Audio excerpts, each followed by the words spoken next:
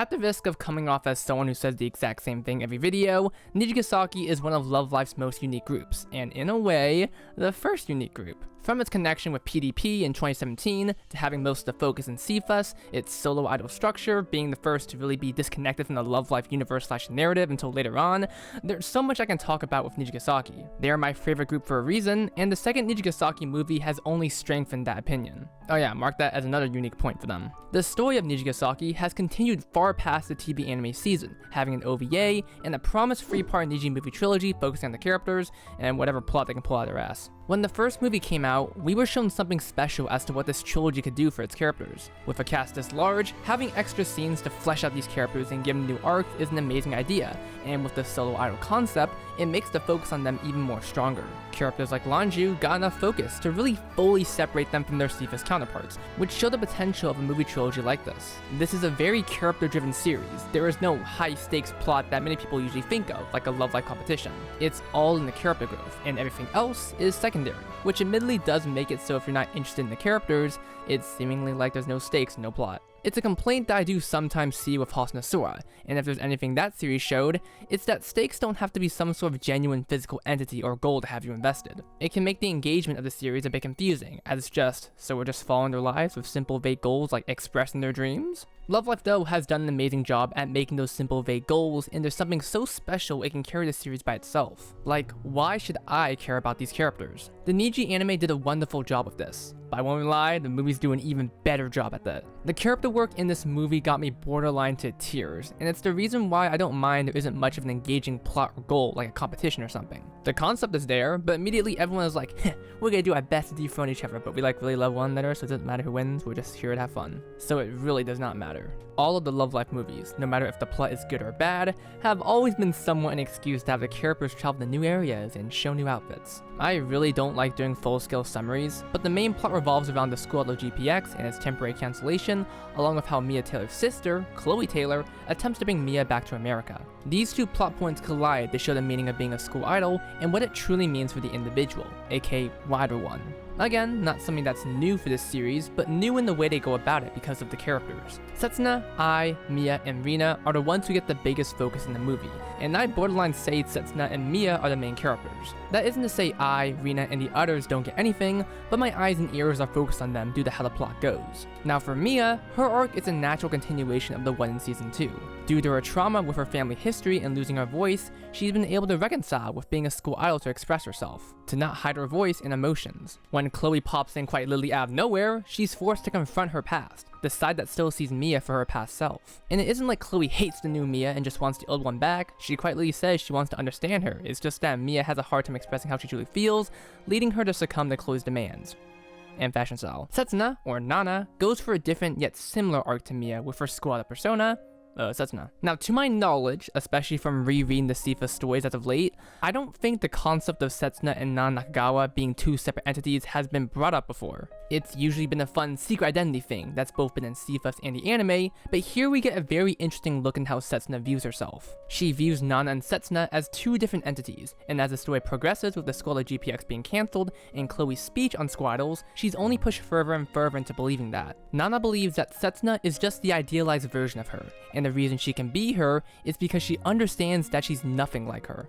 This idea is so fascinating as it perfectly makes sense with the character of Setsuna, this energetic ball of fire that seems to be someone everyone wants to be, including Setsuna herself. It's something you can easily see in the anime, especially when Setsuna hides behind Karin, telling her how awesome it is that she has a secret identity that's just not her at all. This is the best part about these movies in my eyes, fleshing out ideas and concepts that make everything feel more real. If we didn't get this arc, would the world end?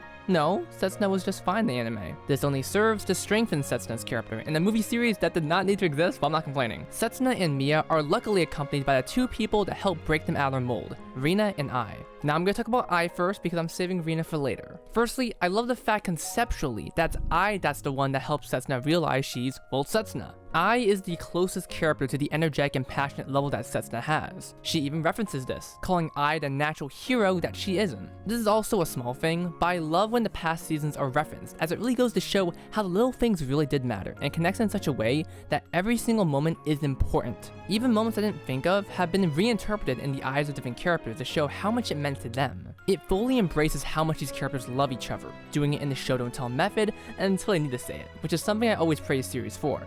I'm telling you, man, these movies have zero reason to exist, but all it does is create peak after peak.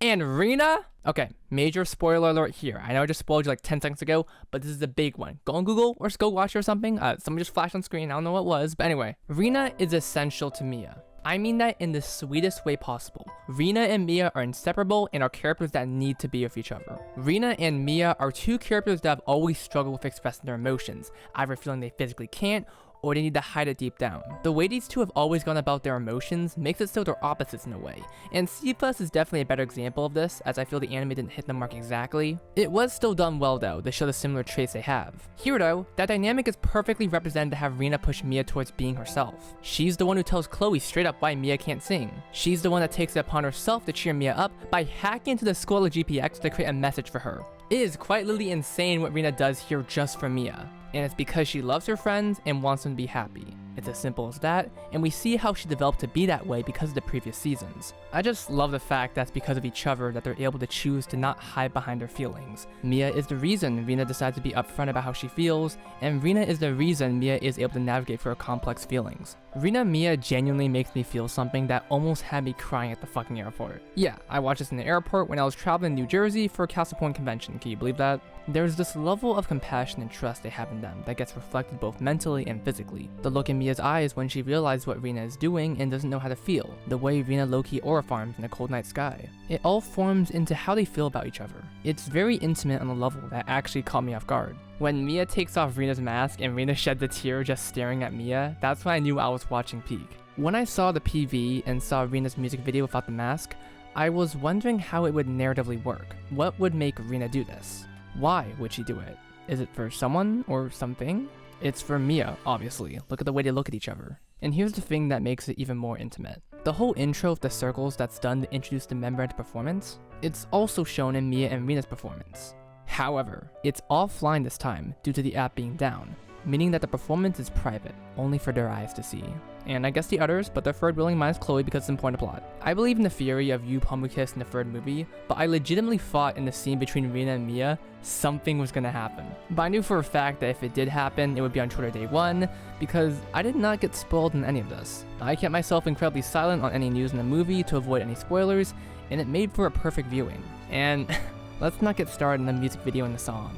Prince and Princess. Both of them being a part of each other's videos to the point one wouldn't exist without the other. They are quite literally intertwined, and it's done so well in the visuals to show just how much they mean to each other, past, present, or otherwise. It literally gives off that whole, you're so important to me, I wish you were there earlier in my life, or some shit like that. I'm riding in the fucking Chicago airport. The way Mia expresses her emotions just makes her eventual confession of love to Rina just make it harder. Two characters that have trouble expressing their emotions, being able to be honest with each other about how much they love each other, makes the Nijigasaki movie a beautiful watch. It hits the bars of C+ in a completely different way while still retaining what I loved about their dynamic. This is one of the moments that has a lot of presence in the movie, and for good fucking reason. I am shocked that no one is talking about it. When it was in theaters, yeah, that makes sense. But it's been on Blu-ray / physical release for a while now, with multiple fan subs, and I'll be frank, I don't like the message of what that means, but all I'm gonna say is this movie is fucking amazing. I love talking about Nijigasaki, and I'm glad the reason I love it is always shown more. They've never done me wrong. And if you're wondering why I didn't mention other things like Shiriko and Karian, I'm holding off on it. This is a trilogy after all, and one thing will eventually lead to another. It's like judging Across the Spider-Verse as its own thing, when it's obviously meant to connect with Beyond the Spider-Verse, even though Across the Spider-Verse is an amazing movie. Stuff like this always reminds me of the strength of Love Live's characters. Ever since I've gone to the series, I've loved analyzing them, and I've always been happy to be proven that there's a lot that goes into a series like this. It's not just insert dance here to stimulate the audience's mind so they don't think about what they're watching. I could watch an entire movie of the characters talking like it's Better Call Saul, and I'd still say it's worth my time. Also, I forgot to mention the CGI. Peak as always, I gotta talk about that sometime. And also peep Rina's visuals of people holding hands, seals kissing, a heart. What the fuck does that mean?